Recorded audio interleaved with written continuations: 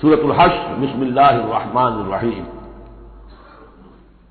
سبح للہ ما فی السماوات وما فی الارض۔ سورہ حدید اس سے ایک لفظ میں بڑھ گیا صرف، وہاں کا سبح للہ ما فی السماوات والارض، یہاں ما فی کا اضافہ، تسبیح کرتی ہے اللہ کی ہر وہ شے جو آسمانوں میں ہے اور ہر وہ شے جو زمین میں ہے، گویا کہ ایمفیسس بڑھ گیا۔ باقی وہی دو اسماء گرامی اللہ کے، وہو العزیز الحکیم، وہ العزیز ہے، زبردست ہے، اس کا اختیار مطلق ہے، اس میں کوئی چیکس اینڈ بیلنسز نہیں ہے، لیکن حکیم ہے، کمال حکمت والا۔ هو الذی اخرج الذین کفروا من اہل الکتاب من دیارہم لاول الحشر۔ اس میں اب یہ غزوہ بنی نذیر کا ذکر ہو رہا ہے۔ 3 قبیلے تھے مدینے میں جب حضور تشریف لائے ہیں، بنو قینقاع، بنو نذیر، بنو قریظہ۔ سب سے پہلے ان تینوں سے معاہدہ ہو گیا۔ سب سے پہلے شرارت کی تھی غزوہ بدر کے فوراً بعد، وہ بنو قینقاع نے کی تھی۔ انہوں نے اپنے معاہدے کی خلاف ورزی کی، شرارتیں کی، تو حضور نے ان کو مدینے سے نکال دیا۔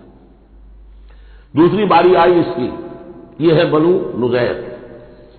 غزوہ احد کے بعد سن 3 میں غزوہ احد ہوا ہے، سن 4 میں ان یہ واقعہ پیش آیا۔ انہوں نے، ان کا ایک سردار تھا کعب بن اشرف، اس نے بڑی ریشہ دوانی شروع کی، قریش کے ساتھ سلسلہ جنبانی ہو رہا ہے، خود بھی گیا کسی طریقے سے، ہم تو ہماری جان زیق میں آ گئی ہے، محمد آ گئے وہاں پر، آپ کی قوم کے لوگ ہیں، اب آپ ہی ہمیں ہماری جان ان سے چھڑائیں اور آپ لوگ حملہ کریں، ہم اندر سے مدد کریں گے۔ لہذا یہ ساری ریشہ دوانی ہو رہی تھی۔ ایک مرتبہ حضور کو بلایا، کچھ معاملات میں گفتگو کرنی ہے، جہاں بیٹھے ہوئے تھے کسی دیوار کے سائے میں نیچے، اس کے اوپر سے ایک بڑی چکی کا پاٹ جو ہے پھینکا تاکہ حضور کو ہلاک کر دیں۔ تو یہ ساری ان کی طرف سے ریشہ دوانیاں ہو رہی تھیں۔ اس کے بعد بالآخر حضور نے فیصلہ کیا، ان کے خلاف اقدام کیا۔ ربیع الاول سن 4 میں محاصرہ کر لیا ان کا۔ 6 دن یا یہ کہ مختلف تعداد آئی ہے دنوں کی، یہ محاصرہ جاری رہا۔ ان میں ہمت نہیں ہوئی کہ یہ مقابلہ کرتے، بالآخر انہوں نے سرنڈر کر دیا اور طے یہ پایا کہ انہیں جانے کی اجازت ہوگی اور جو سامان بھی یہ یہاں سے لے جا سکے۔ تو اب یہ ظاہر بات ہے کہ ان کے مکان تھے، وہ مکان بھی وہ گرا رہے تھے، کیواڑ ہی لے جائیں، وہ جو اوپر کڑیاں لگی ہوئی ہیں وہی لے جائیں۔ تو یہ سب کے سب جو پورا قبیلہ ہے نکل گیا، جو سامان اٹھا کر لے جا سکتے تھے وہ لے گئے۔ وہ تیسرا معاملہ جو ہوا پھر وہ بنو قریظہ کا ہوا، وہ غزوہ احزاب کے بعد ہوا، وہ ہم پڑھ چکے ہیں سورہ احزاب کے اندر۔ اس طرح ایک ایک کر کے تینوں قبائل نے یہود کے وعدہ خلافی کی اور پھر وہ اپنے کیفر کردار کو پہنچے۔ یہ بنی نذیر کا معاملہ ہے۔ هو الذی اخرج الذین کفروا من اہل الکتاب من دیارہم، وہی ہے جس نے نکال باہر کیا ان کافروں کو جو اہل کتاب میں سے تھے ان کے گھروں سے، لاول الحشر، پہلے جمع ہونے کے وقت۔ یعنی مسلمان بھی سمجھتے تھے کہ اتنی آسانی سے نہیں ہوگا معاملہ، جنگ ہوگی، یہ سامنے آئیں گے، میدان میں آئیں گے، جنگ ہوگی، خونریزی ہوگی۔ ان لوگوں کی بھی بڑی بڑکیں تھیں، پہلے تو بہت بڑکیں مارتے تھے کہ ہم یہ کر دیں گے، وہ کر دیں گے، مسلمانوں قریش سے تمہاری جنگ ہوئی ہے، اگر بھی ہم سے اگر مقابلہ پیش آئے تو تمہیں معلوم ہوگا جنگ کسے کہتے ہیں، وغیرہ وغیرہ۔ یہ سورہ بنی اسرائیل، سورہ آل عمران کے بالکل شروع میں اس کا تذکرہ ہے۔ لیکن یہ کہ اول الحشر، یا تو اس کا مطلب یہ ہے کہ پہلی ہی مرتبہ جمع ہوئے ہیں، مسلمانوں نے آ کے محاصرہ کیا اور یہ نکل آئے اور ہتھیار رکھ دیے، یا اس سے مراد یہ ہے کہ پہلی مرتبہ تو یہاں سے اب نکالے جا رہے ہیں، پھر ایک وقت آئے گا کہ یہ خیبر سے بھی کھڑے جائیں گے۔ حضرت عمر کے زمانے میں تو جزیرہ نما عرب کو خالی کرا دیا گیا عیسائیوں سے اور یہودیوں سے۔ پھر ایک اور حشر ہونے والا ہے، وہ قیامت کا حشر ہے۔ تو اول الحشر یہ ہے جو ہوا ہے، ان کے ساتھ پیش آیا۔ ما ظننتم ان یخرجوا، مسلمانوں تمہارا بھی گمان یہ نہیں تھا کہ وہ نکل جائیں گے اتنی آسانی سے۔ وظنوا، اور ان کا بھی یہ یقین تھا، انہم مانعتہم حصونہم، کہ ان کے جو قلعے ہیں وہ انہیں بچا لیں گے، ان کی حفاظت کریں گے، من اللہ، اللہ سے۔ فَأَتَاهُمُ اللَّهُ مِنْ حَيْثُ لَمْ يَحْتَسِبُوا، تو اللہ نے تو ان پر حملہ کیا وہاں سے جہاں سے انہیں گمان ہی نہیں تھا، یعنی ان کے دلوں میں رعب ڈال دیا۔ باہر سے کچھ کرنے کی ضرورت نہیں اللہ کو، اللہ نے ان کے دلوں میں خوف پیدا کر دیا۔ وَقَذَفَ فِي قُلُوبِهِمُ الرُّعْبَ، ان کے دلوں میں اللہ تعالیٰ نے رعب جو ہے وہ ڈال دیا۔ یخربون بیوتہم، دیکھ لو وہ خود اپنے گھر جو ہے ان کی تخریب کر رہے ہیں، توڑ رہے ہیں، کوئی کیواڑ نکالنے کو، کچھ کھڑکی نکالنے کو، کوئی چوکٹ نکالنے کو، کوئی اور اوپر جو ہے کڑیے اور شہتیر لے جانے کے لیے۔ یخربون بیوتہم بایدیہم، اپنے ہاتھوں سے بھی تخریب ہو رہی ہے، وایدی المومنین، اور اہل ایمان کے ہاتھوں سے بھی۔ فاعتبروا یا اولی الابصار، تو اے آنکھوں والو عبرت حاصل کرو۔ یہ گویا کہ سنایا جا رہا ہے بنو قریظہ کو بھی، جب تم رہ گئے ہو، ایک رہ گیا، عبرت حاصل کرو۔ ولولا ان كتب اللہ علیہم الجلاء، اگر اللہ تعالیٰ نے پہلے سے یہ لکھ نہ دیا ہوتا کہ ان کو جلا وطن کیا جائے گا، لعذبہم فی الدنیا، تو انہیں اور سخت عذاب دیتا دنیا کی زندگی میں، ولہم فی الآخرۃ عذاب النار، اور آخرت میں تو ان کے لیے آگ کا عذاب ہے ہی۔ ذالک بانہم شاقوا اللہ ورسولہ، یہ اس لیے کہ انہوں نے اللہ اور اس کے رسول سے مخالفت کی، ضدم ضدہ کی۔ ومن یشاق اللہ فإن اللہ شدید العقاب، اور جو اللہ کے ساتھ، تو اس کے ساتھ ضدم ضدہ کرے، اللہ کے ساتھ اللہ کی مخالفت پر کمر کس لے، تو تم سمجھ لو کہ اللہ تعالیٰ تو پھر سزا دینے میں بہت سخت ہے۔ ما قطعتم من لینۃ او ترکتموها قائمۃ علی اصولها، جو بھی تم نے لینا، یہ ایک خاص قسم کے کھجور کا درخت ہوتا تھا لینا، ان کے جو یہ گڑھیاں تھیں، ان کے جو مکان تھے، حویلیاں تھیں، ان کے چاروں طرف جو ہے کھجوروں کے اس طرح کی باڑ سی جیسے لگی ہوئی تھی، ایک طرح کی فصیل کھجوروں کا درخت گھنے۔ تو جب مسلمانوں نے محاصرہ کیا تو بعض جگہوں سے انہوں نے کھجور کے یہ درخت کاٹے، اس لیے کہ حملہ کرنے کے لیے پھر کھلی جگہ چاہیے تھی۔ تو انہوں نے پھر پروپیگنڈا بنایا، اسکینڈل بنا دیا، دیکھو یہ اللہ کے رسول بنے پھرتے ہیں اور یہ اہل ایمان اور یہ درخت کاٹ رہے ہیں۔ تو یہاں اللہ تعالیٰ نے اہل ایمان کے اس اقدام کی طرف ان کا جواز عطا فرمایا ہے کہ یہ تم نے صحیح کیا، تو غلط کام نہیں کیا۔ ما قطعتم من لینۃ او ترکتموها، تم نے جو بھی وہ کھجور کے درخت کاٹے یا جو بھی تم نے چھوڑ دیے انہیں، قائمۃ علی اصولها، جو اپنی جڑوں پر کھڑے ہوئے ہیں اب بھی، فباذن اللہ، یہ سب اللہ کے اذن سے ہوا ہے۔ یعنی اللہ کے رسول صلی اللہ علیہ وسلم نے اگر نہیں روکا ہے تو ان کا نہ روکنا گویا کہ اللہ کی طرف سے اس کی ایک منظوری اور اس کی طرف سے اللہ تعالیٰ کی طرف سے امپلائڈ جو ہے اس کی سینکشن ہے۔ ما قطعتم من لینۃ او ترکتموها قائمۃ علی اصولها فباذن اللہ ولیخزی الفاسقین، اور یہ اس لیے تھا تاکہ فاسقوں کو اللہ تعالیٰ رسوا کرے اور ذلیل و خوار کرے۔ اب اس سورہ مبارکہ کا یہ ایک اہم ترین مضمون آ رہا ہے، اور وہ ہے فے کا مال غنیمت۔ جب جنگ ہو اور جنگ کے نتیجے میں جو بھی مال ملے وہ مال غنیمت ہے، اس کا حکم سورہ انفال میں آ چکا۔ خمس جو ہے 5واں حصہ اللہ اور اس کے رسول کے لیے اور رسول کے قرابت داروں کے لیے اور مسکینوں کے لیے اور وابن السبیل اور مسافر کے لیے، 4 حصے تقسیم ہو جائیں گے مجاہدین کے مابین جنہوں نے جنگ میں حصہ لیا، اور ان میں سے جو سواری والے ہوں گے دوہرا حصہ، اور جو پیدل ہوں گے انہیں اکیلا۔ یہاں ذکر ہو رہا ہے کہ جنگ کی نوبت نہیں آئی، لہذا یہ مال فے ہے، یہ غنیمت نہیں ہے، یہ مال فے ہے، اور یہ کل کا کل اللہ اور اس کے رسول کا ہے۔ گویا کہ اس میں کسی کو بھی مسلمان کو کوئی حصہ نہیں ملے گا سوائے اس کے کہ جو اللہ کا رسول کسی کو، فقیر کو، غریب کو، مسکین کو دینا چاہے، وہ الگ بات ہے۔ وما افاء اللہ علی رسولہ، اور جو مال کے ہاتھ لگا دیا ہے اللہ نے اپنے رسول کے، منہم، ان سے، یعنی بنو نذیر سے، فما اوجفتم علیہ من خیر ولا رکاب، تو دیکھو اے مسلمانوں، تم نے ان پر نہیں دوڑائے نہ اپنے گھوڑے نہ اونٹ، ولکن اللہ یسلط رسلہ علی من یشاء، یہ تو اللہ کی حکمت ہے، مشیت ہے، اس کی قدرت ہے، اللہ تعالیٰ مسلط کر دیتا ہے اپنے رسولوں کو جس پر چاہتا ہے۔ یہ خاص قدرت خدا بندی سے کہ اللہ نے ان کے دلوں میں رعب ڈال دیا، انہوں نے خود آ کے سرنڈر کر دیا، تو تمہیں تو جنگ کرنے کی نوبت پیش نہیں آئی، لہذا یہ مال غنیمت نہیں ہے۔ تو اللہ علی کل شیء قدیر، اللہ تعالیٰ ہر چیز پر قادر ہے۔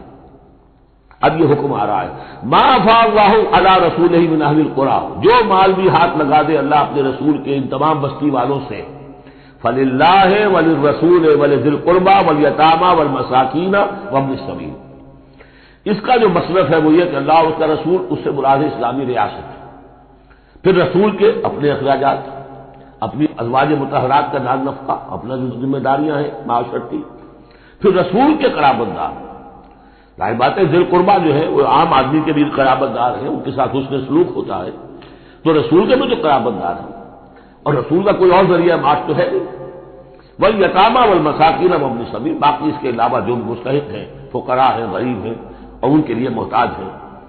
کہ لا یکون دولۃ بین الاغنیاء منکم، اور یہ اہم ترین اسٹیٹمنٹ آف آبجیکٹوز ہے۔ مقصد کیا ہے؟ کہ لا یکون، تاکہ ایسا نہ ہو کہ دولت تمہارے امیروں ہی کے مابین چکر لگاتی رہے۔ یعنی ظاہر بات ہے کہ اب جو جنگ میں حصہ لیا ہے، جن کے پاس گھوڑے بھی تھے اور اونٹ بھی تھے، اب ان کو دگنے دگنے حصے مل جاتے سارے اس مال میں سے، تو گویا کہ جو لوگ پہلے ہی سے کچھ مرفع الحال ہیں، جن کے پاس پہلے ہی کچھ ہے، انہی کی طرف مال اور بڑھ رہا ہے، اور جو بیچارے غریب ہیں وہاں کے، وہ گویا کہ اس سے ان کی غربت کے ازالے کی کوئی شکل نہیں ہو پائے گی۔ تو اللہ تعالیٰ کے سامنے یہ ہے کہ دولت کی تقسیم ہو ایسی کہ اس کی سرکولیشن جو ہے معاشرے کے اندر، اس کی گردش دولت ایسی ہو کہ سب کو حصہ ملے اور سوسائٹی کے تمام طبقات جو ہے اس سے مستفید ہوں۔ کہ لا یکون دولۃ بین الاغنیاء منکم، تاکہ ایسا نہ ہو کہ یہ دولت، یہ سرمایہ، یہ مال تمہارے امیروں ہی کے مابین گردش میں رہے۔ اس کی ایک سادہ سی مثال میں دیتا ہوں کہ ایک کروڑ پتی کی بیٹی لاکھوں روپے کا جہیز لے کے ایک کروڑ پتی کے بیٹے کے گھر چلی گئی۔ گویا کہ وہ لاکھوں روپے کے جہیز نے گردش تو کی، لیکن ایک کروڑ پتی سے نکل کے دوسرے کروڑ پتی کے گھر چلی گئی۔ یہ دولت گردش کر رہی ہے اسی ایک اونچے طبقے کے اندر، پوری کے اندر جو ہے گردش ہو رہی، گردش ہے بھی اگر تو ان کے مابین ہونا یہ چاہیے کہ یہ سوسائٹی کے تمام طبقات کے اندر اس کا نفوذ ہو رہا ہو، سب کو اس سے فیض پہنچ رہا ہو، تاکہ یہ جو اس قدر جو ہے اونچ نیچ ہے، اتنی عدم مساوات ہے، وہ ختم ہو۔ وہ مساوات کے تمام انسان بالکل برابر کر دیے جائیں، وہ تو نہ کبھی ہوئی ہے نہ ہو سکتی ہے، وہ تو کمیونزم بھی مر گیا اور ایک دن کے لیے بھی اس مساوات کو قائم نہیں کر سکا۔ یہ ضرور ہے کہ انہوں نے جو اتنا فرق و تفاوت تھا، وہ نہیں ہے کہ جو امریکہ میں آج بھی ہے اور اس وقت بھی تھا، وہ فرق و تفاوت وہاں نہیں تھا، لیکن یہ کہ بالکل برابر سپاہی اور سپہ سالار برابر تو نہیں ہو سکتے، کچھ نہ کچھ فرق تو ہوگا، لیکن یہ کہ ایسا نہ ہو کہ معاشرے کے ایک طبقے میں ایک طرف کو احتیاج ہی احتیاج بڑھتی چلی جائے، منہ کو احتیاج ہو، جس کے لیے کہ یہاں تک فرمایا حضور نے کاد الفقر ان یکون کفرا، فقر جو ہے احتیاج وہ انسان کو کفر تک پہنچا دیتی ہے۔ اور حضرت شاہ ولی اللہ دہلوی رحمۃ اللہ علیہ نے، وہ میں سمجھتا ہوں کہ اس دور جدید میں جو بھی معاشی مسائل کی پیچیدگیاں پیدا ہونے والی تھی، اس کا بڑا گہرا فہم جو تھا سب سے پہلے جس عالم دین کو ہوا ہے وہ شاہ ولی اللہ دہلوی ہے۔ ان کا کہنا یہ ہے کہ جس معاشرے میں، جس ملک میں تقسیم دولت کا نظام غیر منصفانہ ہوگا، اس کا نتیجہ یہ نکلے گا کہ ایک طرف دولت کے انبار ہوں گے، نتیجہ یہ کہ عیاشیاں ہوں گی، بدماشیاں ہوں گی، دوسری طرف عام لوگ جو ہے وہ ڈھور ڈنگر بن کر رہ جائیں گے، وہ بار برداری کے جانوروں کی حیثیت اختیار کر لیں گے کہ صبح سے لے کے شام تک کمر توڑ دینے والی جو ہے مشقت کر کے بھی بمشکل اپنی ضرورت پوری کر رہے ہیں۔ تو گویا کہ یہ غیر مساوی نظام تقسیم دولت جو ہے یہ دو دھاری تلوار ہے، ادھر بھی کاٹ رہی ہے ادھر بھی کاٹ رہی ہے، جدھر ایکومولیشن آف ویلتھ ہو رہی ہے ادھر عیاشیاں ہیں، بدماشیاں ہیں، ادھر جو بھی کچھ ہو رہا ہے اللے تللے ہیں، نمود و نمائش کے لیے خرچ کیا جا رہا ہے، اس سے اور جو ہے دل پھٹ رہے ہیں۔ کسی بڑے سیٹ صاحب کی بیٹی کی شادی ہے اور پوری کوٹھی بقع نور بنی ہوئی ہے، ایک ایک پتے کے ساتھ انہوں نے لگا رکھا ہے ایک ایک بل، اور دوسری طرف اسی کوئی اس سیٹ کا کوئی نہ کوئی شوفر بھی ہے، کوئی اس کا کھانا پکانے والا ہے، کوئی چوکیدار ہے، کوئی مالی ہے، اور اس کے گھر میں بچی جو ہے بوڑھی ہو رہی ہے اور اس کا ہاتھ پیلا نہیں ہو سکتا، اس لیے کچھ نہیں ہے اس کے پاس۔ تو ان ملازمین کے دل میں ان کی محبت پیدا ہوگی یا نفرت پیدا ہوگی؟ انما یرید الشیطان ان یوقع بینکم العداوۃ والبغضاء، شیطان تو چاہتا ہے تمہارے مابین دشمنی اور بغض کے جذبات پیدا کرے، وہ پیدا ہو رہے ہیں۔ دوسری طرف فقر ہے، کاد الفقر ویکون کفرا، تو اس میں یہ ہے کہ ضرورت ہے کہ لا یکون دولۃ بین الاغنیاء منکم، نظام ایسا ہونا چاہیے کہ منصفانہ عادلانہ تقسیم ہو دولت کی، اور اس طرح سے مستقل طبقات بن کر نہ رہ جائے۔ وما آتاکم الرسول فخذوہ، اب ظاہر بات ہے کہ اس وقت فوری طور پر تو بڑا دھکا لگا ہوگا نا، اوس اور خزرج کے مسلمان جو تھے وہ جب آئے تھے محاصرہ کیا تھا، توقع انہیں یہ ہوگی کہ مال غنیمت میں سے ہمیں ملے گا، تو فوری طور پر یہ سمجھ آخر انسان تھے، فرشتے تو نہیں تھے نا، تو انہیں یقیناً کوئی دھکا سا لگا ہوگا، شوق پہنچا ہوگا، لہذا اب اس کے لیے جو بھی ایک ایمان کو ان کے جو ہے اپیل کیا جا رہا ہے، وما آتاکم الرسول فخذوہ، اور دیکھو جو رسول تمہیں دے دے وہ لے لو، وما نہاکم عنہ فانتہوا، اور جس چیز سے روک دے رک جاؤ، واتقوا اللہ، اللہ کا تقوی اختیار کرو، ان اللہ شدید العقاب، اللہ تعالیٰ سزا دینے میں بہت سخت ہے۔ للفقراء اب بیان ہوا کہ جب یہ بیت المال میں چلا جائے گا تو رسول نے تو اپنے اوپر فقر لازم کیا ہوا ہے، رسول نے تو اپنی بیویوں کے نفقہ بڑھانے کی بجائے ایلا کر دیا تھا، سورہ احزاب میں ہم سب پڑھ آئے ہیں۔ رسول یہ کس کو دے گا؟ للفقراء المہاجرین الذین اخرجوا من دیارہم، وہ مہاجر جو تنگدست ہیں، کہ جو نکال دیے گئے اپنے گھروں سے، اموالہم، اور اپنے اموال سے، انہیں سب کچھ چھوڑ کر آنا پڑا۔ یبتغون فضلا من اللہ ورضوانا، وہ تو اللہ کے فضل کے متلاشی ہے، تلاش کر رہے ہیں، حاصل کرنا چاہتے ہیں اللہ کا فضل اور اس کی رضا۔ وینصرون اللہ ورسولہ، اور وہ اللہ اور اس کے رسول کی مدد کر رہے ہیں۔ وَلِيَعْلَمَ اللَّهُ مَن يَنصُرُهُ وَرُسُلَهُ بِالْغَیب، یہ ہم پڑھ چکے ہیں۔ اللہ دیکھنا چاہتا ہے کون ہے وہ جو اللہ کی مدد کرتے ہیں اور اللہ کے رسول کی مدد کرتے ہیں غیب میں ہونے کے باوجود۔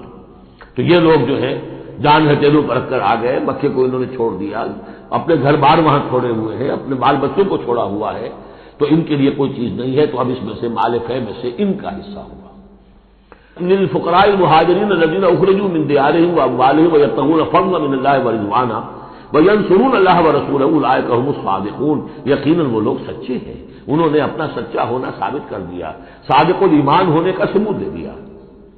والذین تبوؤا الدار والایمان من قبلہم، اور جو لوگ گھروں میں آباد تھے اور جن کے پاس ایمان بھی تھا ان سے پہلے، یعنی ان کے آنے سے پہلے، یعنی انصار مدینے میں جو پہلے سے آباد تھے اور ان کے دلوں میں بھی ایمان پیدا ہو چکا تھا، وہ جب یہ مہاجرین آئے ہیں تو ان کا طرز عمل کیا تھا؟ جن کے دلوں میں ایمان تھا، یحبون من ہاجر الیہم، انہوں نے قطعاً گراں نہیں محسوس کیا کہ ہجرت کر کے لوگ آ گئے ہیں، ہماری معیشت پر بوجھ بن جائیں گے، ہمارے لیے جو ہے یہ آبادی جو ہے اتنی بڑی اور بڑھ رہی ہے، ان کے پاس کوئی دولت نہیں ہے، سرمایہ نہیں ہے، کوئی انویسٹمنٹ نہیں کر سکتے، تو بجائے اس کے کہ وہ یہ محسوس کریں کہ ہمارے اوپر تو یہ بہت بڑا بوجھ آ گیا، یحبون من ہاجر الیہم، وہ تو محبت کرتے ہیں ان سے جنہوں نے ہجرت کی ہے، ان کی طرف آئے ہیں ان کے ہاں، ولا یجدون فی صدورہم حاجۃ مما اوتوا، اور وہ نہیں پاتے اپنے سینوں کے اندر کوئی بھی حاجت، کوئی تنگی اس چیز پر کہ جو انہیں دی جاتی ہے، کہ انہیں کیوں دیا جا رہا ہے، نہیں ہوگا، اس لیے کہ ان کے دلوں میں ایمان ہے، اللہ تعالیٰ نے ان کو ایمان کی دولت سے بہرور کیا ہے۔ یہ جیسا کہ میں نے عرض کیا کہ انصار میں سے جن حضرات کو توقع تھی کہ اب یہ سارا مال و اسباب جو چھوڑ کر گئے ہیں بنو نذیر، اس میں سے ہمیں بھی حصہ ملے گا، اور جب یہ طے ہو گیا کہ یہ سارا مال فے ہے، یہ مال غنیمت ہے ہی نہیں، تو آخر فوری طور پر تو ایک دھکا سا لگا ہوگا۔ یہ ساری آیات در حقیقت ان کی تشفی کے لیے، تسکین کے لیے، ان کے جذبہ ایمان کو اپیل کرتے ہوئے اللہ اور اس کے رسول کے حوالے سے بات کی جا رہی ہے، اور جو بھی ان کے اندر ایمان تھا در حقیقت اس کا اعتراف کرتے ہوئے کہ والذین تبوؤا الدار والایمان من قبلہم یحبون من ہاجر الیہم، وہ تو محبت کرتے ہیں ان لوگوں سے جو ہجرت کر کے ان کے ہاں آ گئے ہیں، ولا یجدون فی صدورہم حاجۃ مما اوتوا، اور انہیں ہرگز کوئی تنگی محسوس نہیں ہوتی اس معاملے پر کہ جو انہیں دیا جا رہا ہے مہاجرین کو، وَيُؤْثِرُونَ عَلَىٰ أَنفُسِهِمْ وَلَوْ كَانَ بِهِمْ خَصَاصَةٌ، اور وہ تو اپنے اوپر ترجیح دیتے ہیں دوسروں کو، خواہ ان کے اپنے اوپر تنگی ہو، یعنی انصار بھی سب کے سب جو ہے وہ دولت مند تو نہیں تھے، ان میں بھی غریب بھی تھے، لیکن یہ کہ چاہے وہ خود تنگدست ہوں، لیکن یہ کہ وہ دوسروں کو ترجیح دیتے ہیں، انہوں نے اپنے مہاجر بھائیوں کے لیے ایثار کیا ہے، قربانی کی ہے۔ ایثار جو ہے قربانی ہوتی ہے ترجیح کرنا، کسی کو مقدم رکھنا۔ یؤثرون علی انفسہم ولو کان بہم خصاصہ، اپنے اوپر ان کو ترجیح دے رہے ہیں اگرچہ ان کے اپنے ہاں بھی تنگدستی ہے، خواہ ہو ان کے ہاں تنگدستی۔ ومن یوق شح نفسہ فاولئک هم المفلحون، اور یقیناً جو کوئی بھی بچا لیا گیا اپنے جی کے لالچ سے وہ وہی ہے کہ جو فلاح پانے والے۔ یہ ترغیب و تشویق ہے انصار کے لیے کہ جن کو گویا کہ اس مال فے سے ان آیات کی روح سے بالکل محروم قرار دے دیا گیا، الا یہ کہ ان کے ہاں جو یتامہ ہو، مساکین ہو، ان کے لیے تو ظاہر بات ہے کہ وہ حصہ موجود ہے۔ اب جو آیت آ رہی ہے اس حصے کی وہ یہ ہے، بہت عظیم آیت اس پہلو سے ہے کہ اسی سے استدلال کیا حضرت عمر نے رضی اللہ تعالیٰ عنہ ہماری تاریخ کے ایک بہت اہم موقع پر، جبکہ خاصا اختلاف بھی اس میں پیدا ہو گیا تھا۔ پہلے وہ موقع سمجھ لیجئے، جب حضرت عمر کے دور خلافت میں عراق فتح ہو گیا، شام فتح ہو گیا، ایران فتح ہو گیا، مصر فتح ہو گیا، تو ایک فرٹائل کریسنٹ کہلاتا ہے مڈل ایسٹ کا، بہت زرخیز علاقہ، درمیان میں تو اگرچہ عراق کے اور شام کے ایک بڑا صحرا ہے، لیکن کریسنٹ بات آئی ہو، بہت فرٹائل۔ اب یہ جو مجاہدین تھے صحابہ کرام کتنے تھے؟ چند ہزار. ان کی طرف سے مطالبہ ہوا کہ یہ ساری زمینیں یہ مال غنیمت ہے، 1/5 رکھیے بیت المال کے لیے، 4/5 ہمارے اندر تقسیم کر دی. اگر ایسا ہو جاتا تو تاریخ انسانی کی عظیم ترین جاگیرداری پیدا ہو جاتی، پورا ملک تقسیم ہو جاتا، چند ہزار صحابہ کے اندر. اس سے بھی آگے بڑھ کر اس میں امپلائڈ یہ بھی تھا کہ ان ملکوں کی تمام آبادی ہماری غلام ہے، تقسیم کر دیجیے ان مال غنیمت میں. جو غلام آتے تھے وہ تقسیم ہوتے تھے کہ نہیں؟ لونڈیاں آتی تھیں تو غنیمت تقسیم ہوتی تھی کہ نہیں؟ یہ اتنا بڑا مسئلہ تھا. حضرت عمر رضی اللہ تعالیٰ عنہ نے اس پر غور کیا اور ان کی رائے یہ ہوئی کہ یہ جو مال ہے یہ مال فے شمار ہوگا، مال غنیمت نہیں. مال غنیمت صرف وہ ہوگا جو کسی جنگ میں مارکے کے عین مقام پر جو چیز ملے گی، جو تلواریں دشمن کے ہاتھ سے آپ کے ہاتھ لگ گئی، زرہیں ہیں اور سامان ہے، یا بھیڑیں بکریاں ہیں، ان کے بھی تو راشن ساتھ ہوتے تھے کہ نہیں، گھوڑے ہیں، اونٹ ہیں، یا وہاں جو POWs ہوں گے، جو وہاں گرفتار ہوں گے، جو لڑنے والے، یا عورتیں اگر وہاں ساتھ ہوں گی وہ قمیضیں بنائی جائیں گی. تو جو محاذ جنگ پر جو مال آئے گا وہ تو غنیمت ہے. لیکن پورا ملک، اب جنگ تو ایک ہوئی ہے، نہاوند کی جنگ ہوئی یا فلاں کسی اور کی جنگ ہوئی ہے، تو اس کے نتیجے میں تو پورا کا پورا ملک جو ہے کسی کے قبضے میں آ گیا. ساری حکومت جو تھی ابراہیم لودھی کی، پانی پت کی جنگ کے اندر وہ ہارا اور ساری حکومت جو ہے وہ اب بابر کی ہو گئی. تو اگر اس طرح کا کوئی معاملہ اس وقت سمجھا جاتا تو اب سارے کے سارے لوگ غلام اور ان کی عورتیں کنیزیں جتائیں کریں. اب اس پر جب حضرت عمر کی یہ رائے ہوئی اور اس کے لیے دلیل یہ لائے تھے، انہوں نے فرمایا کہ یہ جو فے کا حکم چلا آ رہا ہے اس میں ایک تو فرمایا گیا ما افاء اللہ علی رسولہ من اہل القری فللہ وللرسول ولذی القربى والیتامى والمساکین وابن السبیل. اگلی آیت میں فرمایا للفقراء المہاجرین الذین اخرجوا من دیارہم واموالہم. اسی کے ساتھ جوڑا انہوں نے اس آیت کو والذین جاؤوا من بعدہم، جو اور بعد میں آئیں گے. اب یہ ظاہر بات ہے کہ یہ آج تو جتنے چند ہزار مسلمان تھے انہوں نے فتح کر لیا، اب اتنی بڑی امت ہے جو مسلمان بعد میں آئیں گے، اس کا مطلب ان کا تو کوئی حصہ رہا ہی نہیں.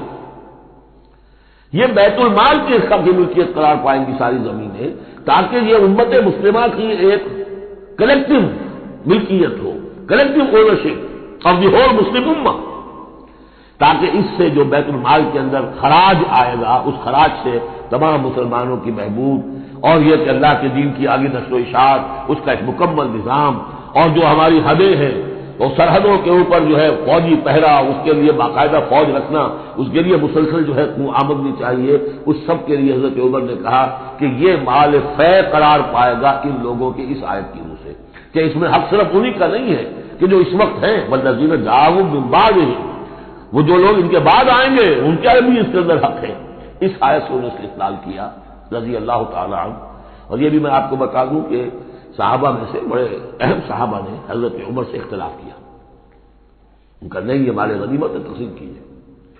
پھر یہ کہ ایک باقاعدہ جو ہے ایک کمیشن بنایا گیا، اس میں کچھ اوس کے، کچھ انصار اور کچھ جو ہے خزرج کے، ان کو ایک کمیشن بنایا گیا. انہوں نے غور کیا، سب کی بات سنی اور پھر حضرت عمر رضی اللہ تعالیٰ عنہ کی رائے کے مطابق انہوں نے فیصلہ لیا اور اسی پر پھر اجماع ہو گیا.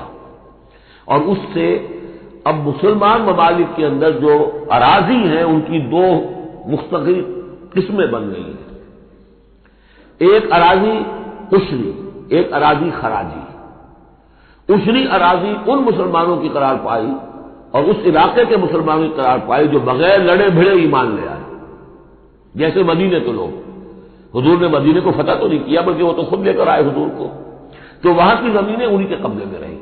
عشری زمین قبضے میں ہوتی ہے، ملکیت ہوتی ہے مسلمان کی، اس میں سے عشر ہوگا پیداوار کا 10واں حصہ یا 20واں حصہ. یہ زمینیں کہ جہاں کسی قوم نے، کسی فوج نے ڈر بھڑ کر پھر شکست کھائی ہو یا پھر کسی اور طریقے سے فتح کیا گیا ہو ملک، اگر مسلمانوں نے فتح کیا ہو تو وہاں کی ساری زمینیں خراجی ہیں، وہ کسی کی انفرادی ملکیت نہیں ہے بلکہ اجتماعی ملکیت ہے. کلیکٹو اونرشپ آف لینڈ پہلی مرتبہ تاریخ انسانی میں حضرت عمر رضی اللہ تعالیٰ عنہ کے اس اجتہاد کے نتیجے میں وجود میں آیا. کلیکٹو اونرشپ آف لینڈ، یہ کسی کی انفرادی ملکیت نہیں۔ جو ملک بھی فتح کیا گیا ہے بزور شمشیر طاقت کے ساتھ، اس کی زمینیں خراجی ہے، اصلی نہیں ہے، یعنی وہ مسلمانوں کی اجتماعی ملکیت ہے، انفرادی نہیں ہے۔ اب مسلمان ہو چاہے وہاں پر، چاہے وہ مجوسی تھے یا ہندو ہو، کوئی ہو، وہ کاشت کریں گے، لیکن اس میں سے خراج جائے گا سیدھا بیت المال میں، کوئی اس میں بیچ میں نہ زمیندار ہے اور نہ کوئی جاگیردار ہے۔ اس زمین کو کہتے خراجی زمین۔ اور پچھلی صدی تک تقریباً اس پر اجماع تھا کہ ہندوستان کی ساری زمینیں خراجی ہیں، یہاں کوئی اصلی زمین نہیں ہے، کوئی زمین ملکیت ہی نہیں، کسی کو ملکیت نہیں، سب یہ مسلمانوں کی اجتماعی ملکیت ہے۔ چنانچہ قاضی صلاح اللہ پانی پتی رحمۃ اللہ علیہ، پچھلی صدی کے بڑے عظیم مفسر، محدث، بہت بڑے صوفی، بہت بڑے مفتی، ان کی تفسیر جو ہے تفسیر مظہری، وہ انہوں نے اپنے مرشد کے نام پر لکھی خود ہے، لیکن نام تفسیر صلاحی نہیں رکھا، تفسیر مظہری اپنے استاد کے نام سے منسوب کیا۔ تو اس تفسیر کے لکھنے والے شخص نے جو رسالہ لکھا ہے مالا بدہ منہ، وہ فقہ کا ایک بہت ہی ابتدائی سا رسالہ ہے، اور ہمارے سارے عربی مدارس میں وہ پڑھایا جاتا ہے۔ وہ فقہ کی تعلیم جو ہر مسلمان کو معلوم ہونی چاہیے، مالا بدہ منہ، اس میں صاف لکھا ہے ہندوستان میں کوئی زمین عشری ہے ہی نہیں، لہذا میں عشر کے مسائل اس میں لکھتا ہی نہیں، خامخواہ طلبہ کے دلوں پر بوجھ پڑے، کیا ضرورت ہے، جبکہ یہاں اس کی اپلیکیشن بھی نہیں ہے۔ ہندوستان میں کوئی زمین جو ہے عشری نہیں، سب خراجی ہے۔ خراجی ہے تو اس کا نتیجہ کیا نکلتا ہے کہ بالکل نیا بندوبست اراضی ہو سکتا ہے، ان جاگیرداروں سے زمین واپس لی جا سکتی، ملکیت ہی نہیں ہے ان کی۔ یہ تو یہ کہ کبھی کسی شہنشاہ نے دے دی یا انگریزوں نے دے دی، کسی اور نے دے دی، ان کی ملکیت نہیں ہے، یہ خراجی زمینیں خراجی رہیں گی۔ یہ بہت اہم مسئلہ ہے اور اس کا تعلق اس آیت سے۔ والذین جاؤوا من بعدهم یقولون ربنا اغفر لنا ولاخواننا الذین سبقونا بالایمان، وہ یہ کہتے ہیں پروردگار ہمیں بھی بخش دے اور ہمارے ان بھائیوں کو بھی بخش دے جو ایمان میں ہم سے سبقت لے گئے، ہم سے پہلے تھے، ولا تجعل فی قلوبنا، اور ہمارے دلوں میں مت پیدا کر غلا، کوئی بھی کدورت، کوئی بھی بیر، للذین آمنوا، ان لوگوں کے لیے جو صاحب ایمان ہو، ربنا انک رؤوف الرحیم، پروردگار تو رؤوف ہے اور رحیم ہے۔ الم تر الی الذین نافقوا یقولون لاخوانهم الذین کفروا من اہل الکتاب لئن اخرجتم لنخرجن معکم ولا نطیع فیکم احدا ابدا وان قوتلتم لننصرنکم واللہ یشہد انہم لکاذبون، صدق اللہ العظیم۔ غزوہ بنی نذیر میں جو بھی رول اور کردار تھا یہود کا، تو ان کا جو انجام ہوا وہ سورہ حشر کی پہلے رکوع میں بیان ہو چکا ہے۔ ساتھ ہی یہ کہ ایک بہت اہم حکم جو ہے شریعت کا اموال فے کے بارے میں، وہ بھی پہلے رکوع میں ہم پڑھ چکے ہیں۔ اب اس موقع پر منافقین کا جو کردار سامنے آیا تھا دوسرے رکوع میں، اس کے بارے میں گفتگو ہو رہی ہے۔ الم تر الی الذین نافقوا، کیا تم نے دیکھا نہیں ان لوگوں کو کہ جو منافق ہیں، جن کے دلوں میں نفاق نے ڈیرے جما لیے ہیں، یقولون لاخوانہم الذین کفروا من اہل الکتاب، وہ کہتے رہے اپنے ان بھائیوں سے کہ جو اہل کتاب میں سے جنہوں نے کفر کیا تھا، ان کے بھائی تھے، دوست تھے، ان کے تعلقات تھے، جو اہل کتاب میں سے تھے، وہ کفر پر اڑے رہے، ان سے انہوں نے کہا تھا یہ لئن اخرجتم لنخرجن معکم، دیکھو اگر تمہیں کبھی مدینے سے نکالا گیا ہم تمہارے ساتھ نکلیں گے۔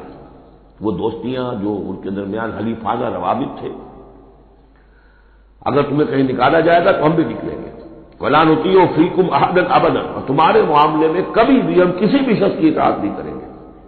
یعنی ٹھیک ہے ہم ایمان تو لے آئے ہیں، مسلمانوں میں شامل ہو گئے ہیں، اور ہم محمد کا حکم مانتے بھی ہیں بعض معاملات کے اندر، لیکن یہ ہے کہ تمہارے ساتھ ہماری دوستی ہے وہ پختہ ہے، تمہارے ساتھ ہمارے حلیفانہ تعلقات ہیں وہ بہت قدیمی ہے، اور ہمارا تمہارے معاملے میں جو ہے ہمارا طرز عمل تبدیل نہیں ہوگا، اور اگر کوئی اقدام محمد نے صلی اللہ علیہ وسلم تمہارے خلاف کرنے کا فیصلہ کیا تو ہم اس میں ان کا ساتھ نہیں دیں گے۔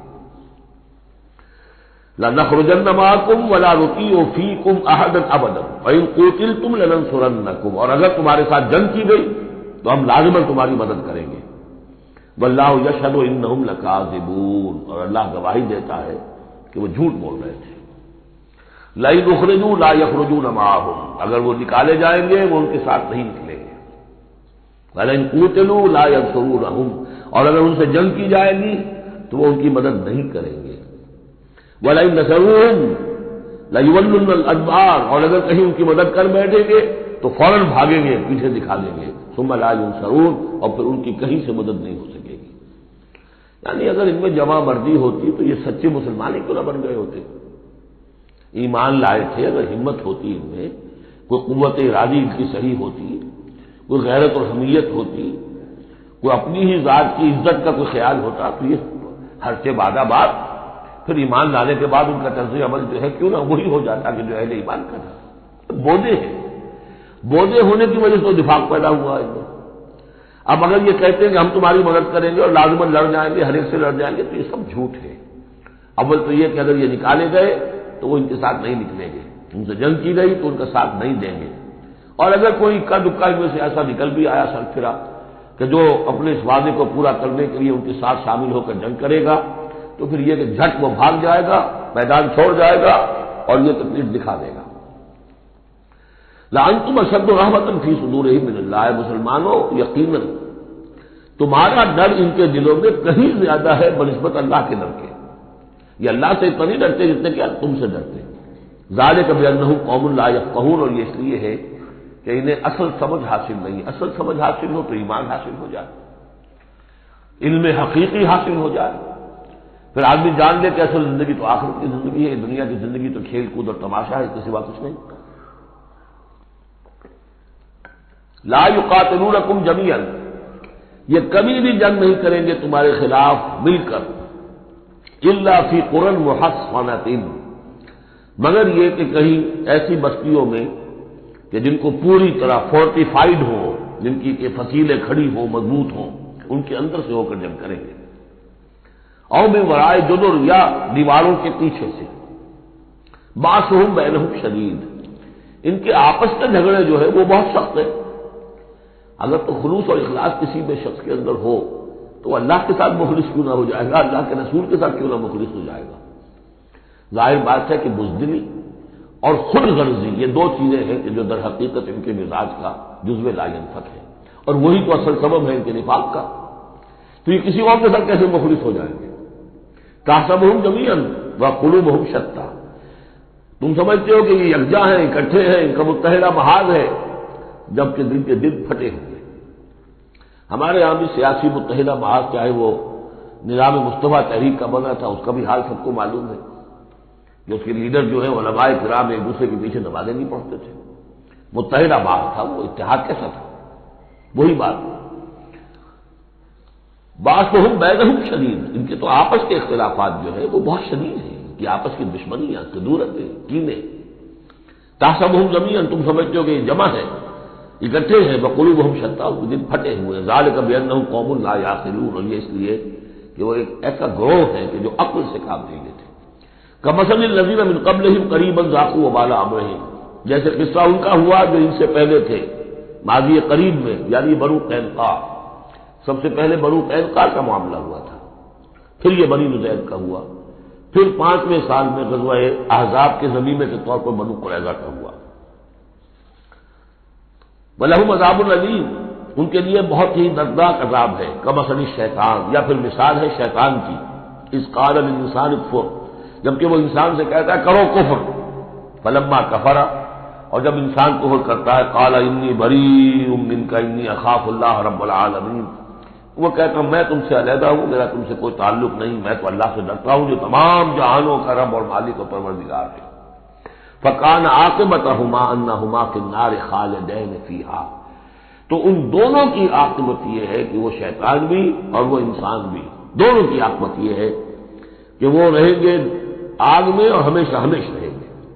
وَذَلِكَ جَزَاءُ الظَّالِمِينَ، اور یہی ہے ظالموں کا بدلہ، جیسا کہ سورہ قاف میں ہم پڑھ چکے ہیں کہ وہ قرین جو ہوگا، اس گناہ گار کافر اور مشرک کا جو قرین ہوگا، وہ جب لے کر آئے گا، حاضر کرے گا، قال قرینہ ھذا ما لدی عتید، اور اللہ تعالیٰ کی طرف سے حکم آئے گا فرشتوں کو القیا فی جہنم کل کفار عنید، تو وہ کیا کہے گا ربنا ما اطغیتہ ولکن کان فی ضلال بعید، اور اللہ تعالیٰ فرمائیں گے لا تختصموا لدی فقد قدمت الیکم بالوعید ما یبدل القول لدی وما انا بظلام للعبید۔ تیسرا رکوع اور آخری رکوع جو ہے سورہ حشر کا، یہ پھر قرآن مجید کا ایک بہت اہم مقام ہے۔ میں آج سوچ رہا تھا کہ میں بار بار جو کہتا ہوں آپ سے، یہ قرآن کا بہت اہم مقام ہے، یہ قرآن کا بہت اہم مقام ہے، تو اس کی بھی ایک حقیقت سمجھ لیجئے۔ قرآن حکیم میں تو کوئی ایک حرف اور ایک لفظ بھی غیر اہم نہیں ہے، البتہ مختلف اعتبارات سے مختلف مقامات کی ایک ریلیٹیولی زیادہ اہمیت ہے۔ بعض مقامات حکمت کے ہیں، بعض مقامات جو ہیں وہ فلسفیانہ ہیں، بعض مقامات وہ ہیں کہ جو جدید سائنس کے حوالے سے بڑے اہم ہیں، بعض مقامات وہ ہیں جو روح دین سے بحث کرتے ہیں، بعض مقامات وہ ہیں جو ایمان کی ماہیت کو واضح کرتے ہیں، ایمان کیا ہے۔ تو اس اعتبار سے یقیناً مختلف مقامات جو ہیں وہ مختلف اعتبارات سے اور حیثیتوں سے وہ زیادہ اہمیتوں کے حامل ہیں۔ اب یہ جو 4 آیتیں ہیں، 7 آیتیں ہیں اس رکوع کی، تیسرے رکوع کی، اس میں فلسفہ، تصوف، پھر یہ کہ اس میں سب سے بڑا جو آ رہا حصہ وہ یہ ہے کہ جیسے 6 آیتیں سورہ حدید کی تھیں کہ جن میں اللہ کے اسماء و صفات کا ذکر ہے، جن میں تفصیل سے گفتگو نہیں کر سکا اور نہ اس کا موقع تھا، میرے کیسز میں ہے، تو اسی طرح کا ہم وزن جو ہے 3 آیتیں آ رہی ہیں سورہ حشر کے آخر میں۔ قرآن حکیم میں اسماء خداوندی کا سب سے بڑا گلدستہ، 16 اسماء ایک جگہ پر اور کہیں نہیں، 8 اسماء ایک آیت پر، الملک القدوس السلام المومن المہیمن العزیز الجبار المتکبر سبحان اللہ عما یشرکون، ایک ہے۔ تو اس اعتبار سے یہ حصہ بہت اہم ہے۔ فرمایا یا ایھا الذین آمنوا اتقوا اللہ ولتنظر نفس ما قدمت لغد واتقوا اللہ ان اللہ خبیر بما تعملون، اہل ایمان اللہ کا تقوی اختیار کرو، اور چاہیے کہ ہر جان یہ دیکھتی رہے کہ اس نے کل کے لیے کیا آگے بھیجا ہے۔ اللہ کا تقوی اور آخرت کا احساس، کل کے لیے کیا ما قدمت لغد، یہ بڑی کل ہے۔ ایک کل تو وہ ہے کہ جو کل سورج طلوع ہوگا تو شروع ہو جائے گی، اور ایک بڑی کل وہ ہے آنے والی ہے جو بعث بعد الموت کے بعد آنے والی ہے، وہ بڑی کل ہے۔ اس کل کے لیے کیا بھیجا ہے آگے، کیا سامان ہے، کیا توشہ ہے، کیا تم نے کمائی ہے جو جمع کرائی ہے، وہ جو اس کائناتی حکومت کا جو سب سے بڑا ریزرو بینک ہے، امپیریل بینک ہے اس کائنات کا، اللہ تعالیٰ کے ہاں کیا جمع کرایا۔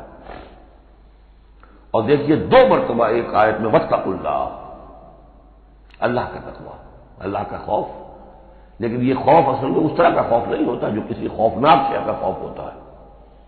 ایک ہے شیر کا خوف یا سانپ کا خوف، ایک خوف والد کا خوف ہوتا ہے، وہ محبت کے تحت ہوتا ہے، میرے والد جو ہے ناراض نہ ہو جائے، میں اپنے والد کے احساسات اور جذبات کو مجروح نہ کر بیٹھوں، وہ مایوس نہ ہو جائے مجھ سے، اللہ ناراض نہ ہو جائے، یہ خوف۔ یا ایھا الذین آمنوا اتقوا اللہ ولتنظر نفس ما قدمت لغد واتقوا اللہ ان اللہ خبیر بما تعملون، یقیناً جو کچھ تم کر رہے ہو اللہ اسے باخبر ہے۔ اگلی آیت ہے جسے علامہ اقبال نے قرار دیا کہ ان کے فلسفہ خودی کی سورس یہ ہے۔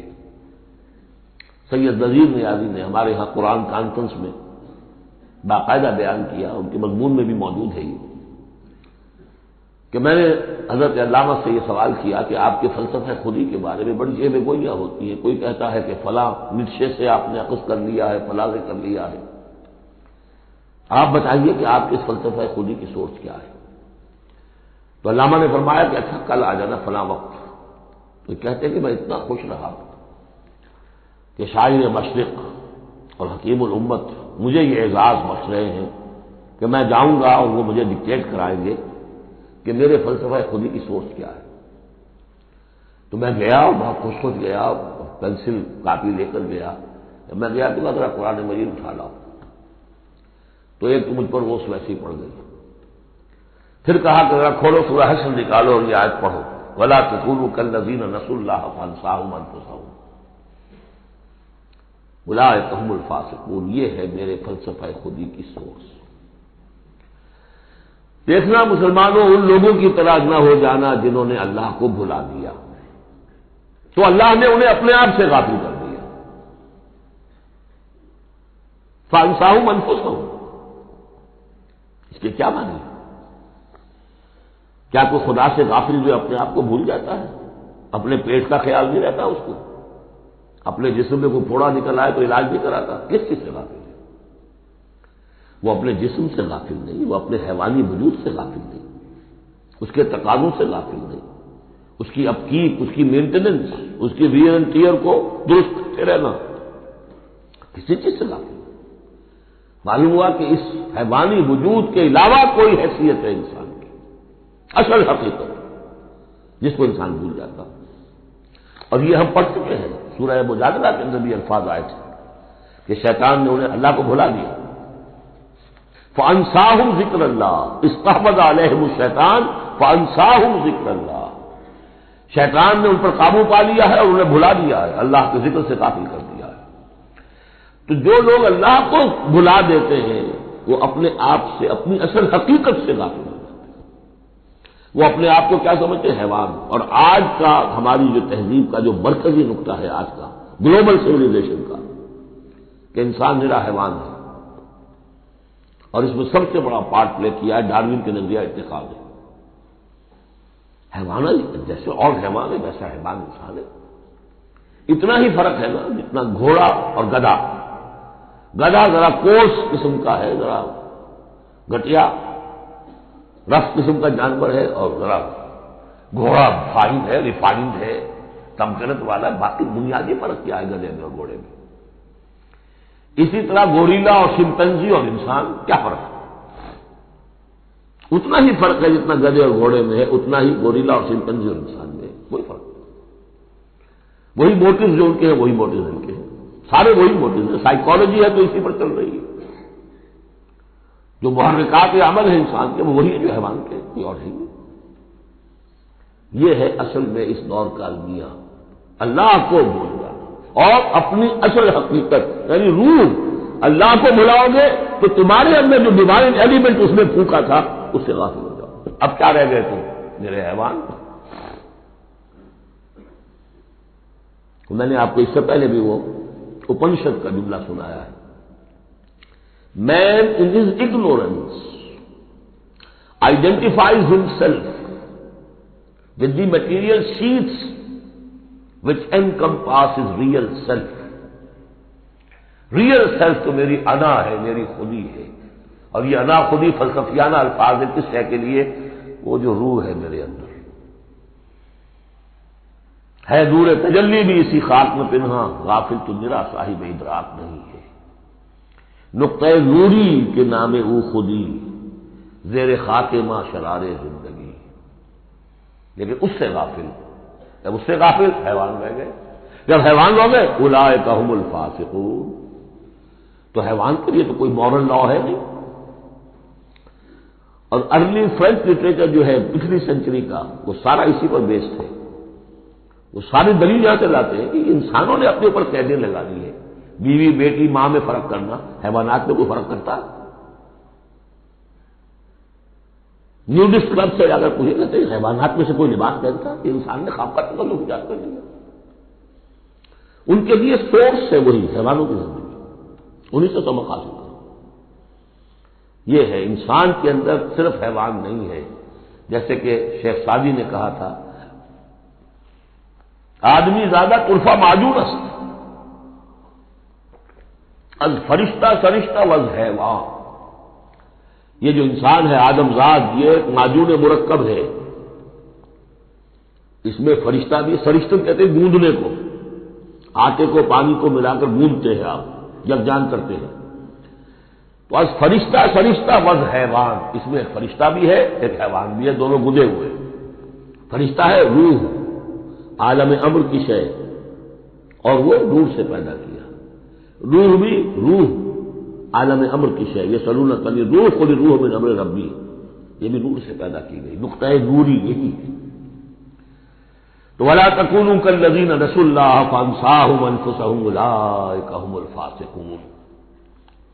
لا یستوی اصحاب النار واصحاب الجنہ، دیکھو برابر نہیں ہو سکتے آگ والے اور جنت والے، اصحاب الجنت ھم الفائزون، یقیناً جنت والے ہی کامیاب ہوں گے۔ اللہم ربنا اجعلنا منہم، اللہم ادخلنا الجنۃ مع الابرار، اللہم اجرنا من النار، یا مجیر ہو یا مجیر ہو یا مجیر۔ اس کے بعد آیت آئی ہے قرآن مجید میں عظمت قرآن کے بیان میں عظیم ترین آیت،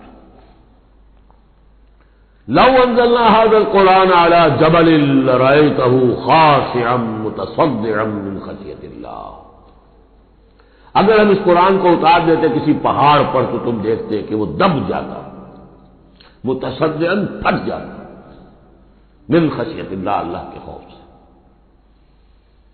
میں نے جو شروع میں تعارف قرآن پر جو گفتگو کی تھی اس میں اس کا حوالہ دیا تھا عظمت قرآن کے لیے۔ قرآن ایز سچ، قرآن فی نفسہ ہی اس کی عظمت کیا ہے، ایک ہے قرآن کی افادیت کیا ہے، دو چیزیں جدا ہے،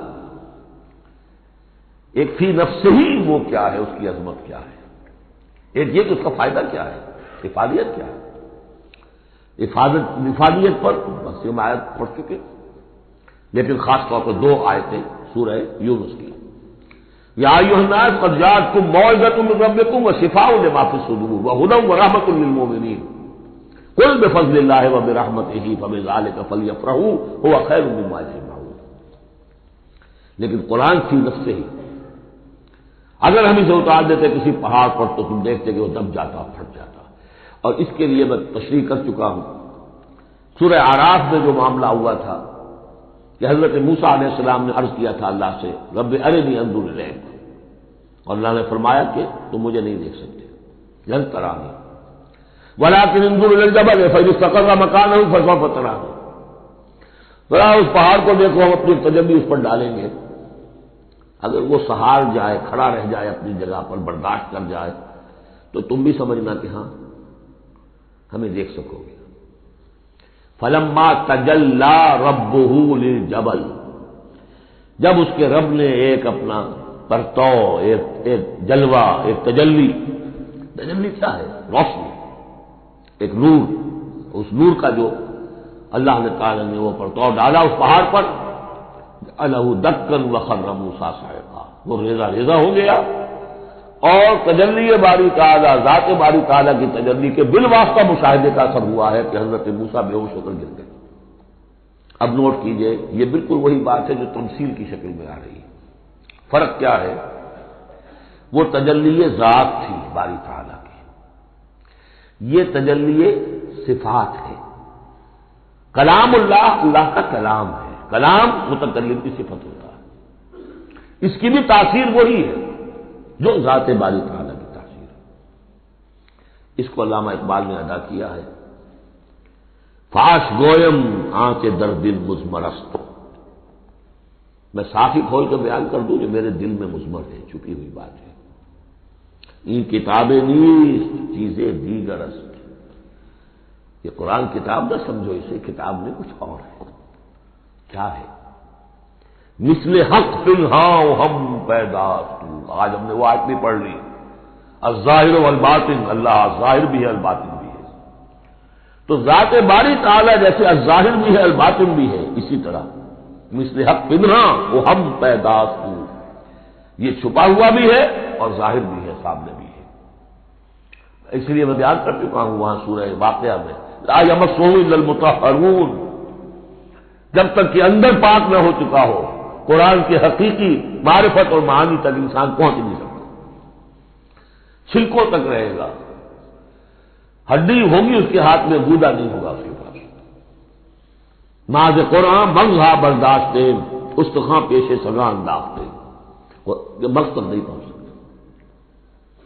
وہ ہے اصل میں قرآن مجید کا معاملہ کہ تجلی صفات باری تعالی، صفت ہے کلام کی، اور کلام میں آپ کو معلوم ہے متکلم کی پوری شخصیت جو ہے منعکس ہو جاتی ہے۔ کوئی شخص ہے، کوئی بٹیارن ہے، کوئی اور ہے، بڑموجا ہے، اب ان کی اپنی زبان ہے، ان کا ایک جملہ آپ سنیں گے پتہ چل جائے گا یہ کون بول رہا ہے، کون بول رہی ہے، اس لیے کہ پوری شخصیت، ان کا ذہن و فکر کا حدود اربع، ان کی تہذیب و تمدن کے ساتھ کس درجے ان کا کوئی تعلق ہے یا نہیں ہے، سب واضح ہو جائے گا، تاج بازی راگ پایا۔ تو اللہ کا کلام ہے، لو انزلنا ھذا القرآن علی جبل لرأیتہ خاشعا متصدعا من خشیۃ اللہ، وَتِلْكَ الْأَمْثَالُ نَضْرِبُهَا لِلنَّاسِ لَعَلَّهُمْ يَتَفَكَّرُونَ، اور یہ مثالیں ہیں جو ہم لوگوں کے لیے بیان کرتے ہیں تاکہ وہ فکر کریں، غور کریں، سوچیں۔ اب یہاں سے وہ 3 آیتیں شروع ہو رہی ہیں، وہاں 6 تھیں۔ صفات اور اسماء ہمارے ہاں جو ایمان کے لیے جو یاد کیے ہوں گے آپ نے، اگر اللہ تعالیٰ نے بچپن میں یہ موقع آپ کو دیا ہو، تو ایمان مجمل، ایمان مفصل۔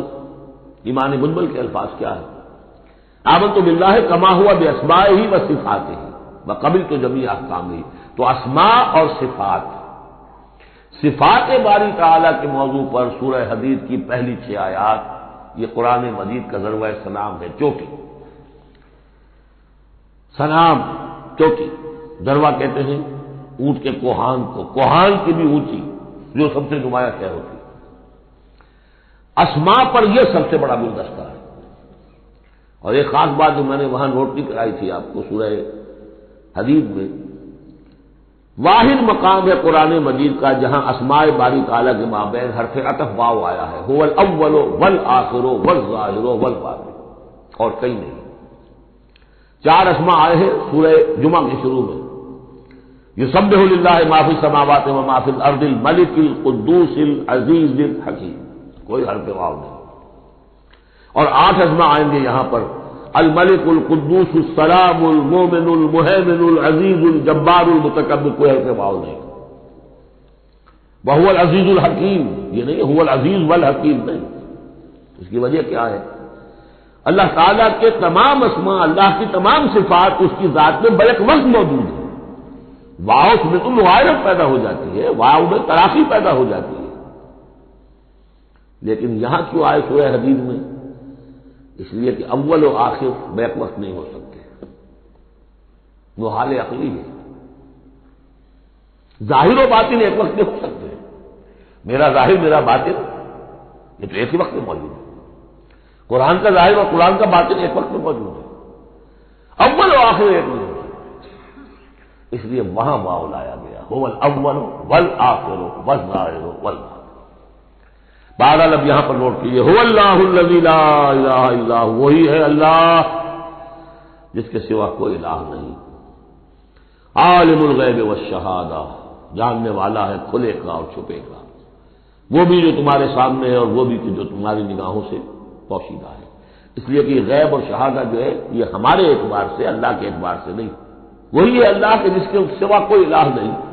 هو اللہ الذی لا الہ الا هو عالم الغیب والشہادہ، یہ بھی ایک نام کی حیثیت سے شمار ہوتا ہے، جو اسماء 99 گنے جاتے ہیں، عالم الغیب والشہادہ یہ ایک نام ہے اللہ کا۔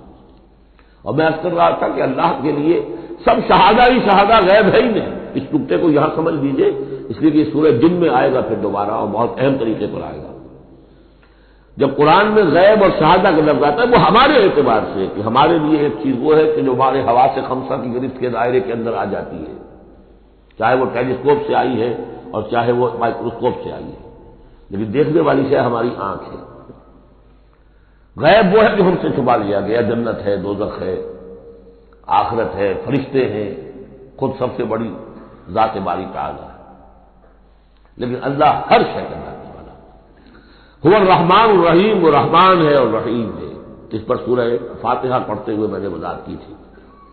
هو اللہ الذی لا الہ الا هو، وہی ہے اللہ جس کے سوا کوئی الہ نہیں، الملک بادشاہ حقیقی، القدوس پاک، السلام سلامتی اور سالم، ہر اعتبار سے سالم، کوئی اس کو دردن پہنچانے والا نہیں ہے، ہر عیبوں سے پاک، المومن امن دینے والا، امان دینے والا، المہیمن پناہ میں لینے والا، العزیز زبردست، مطلق العنان جس کی اتھارٹی ایبسولوٹ ہے، الجبار دباؤ رکھنے والا، المتکبر عظمت والا، بڑائی والا، یہ 8 نام آئے ہیں، الملک، القدوس، السلام، المومن، المہیمن، العزیز، الجبار، المتکبر۔ سبحان اللہ عما یشرکون، اللہ پاک ہے ان تمام چیزوں سے جو یہ شرک کرتے ہیں۔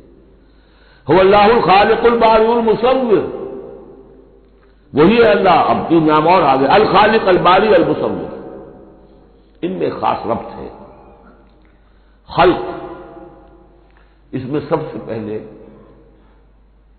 اگر ہم اپنے اوپر قیاس کریں تو پہلے کوئی شے بنانے سے پہلے ذہن میں ایک نقشہ بنتا ہے.